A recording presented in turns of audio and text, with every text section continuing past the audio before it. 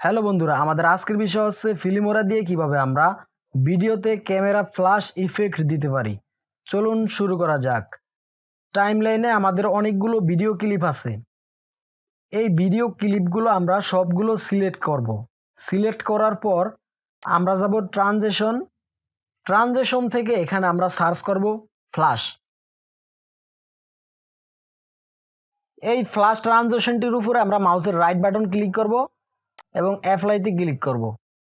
দেখুন, আমাদের প্রত্যেকটি ভিডিও ক্লিপের মাঝখানে ট্রানজিশনটি অ্যাপ্লাই হয়েছে। টাইমলাইনটি আমরা জুম করব।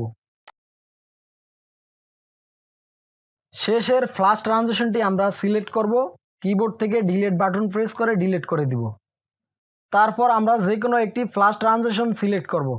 এটির উপরে ডাবল ক্লিক করব। ডাবল ক্লিক করার পর ডিউরেশন থেকে আমরা এই সেটিংসটি করে অ্যাপ্লাই টু অলে ক্লিক করব। তারপর আমরা ওকেতে ক্লিক করব। সো এবার প্লে করে দেখি।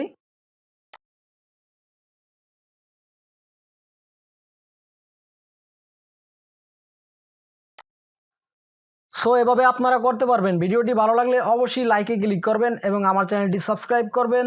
ভিডিওটি দেখার জন্য ধন্যবাদ।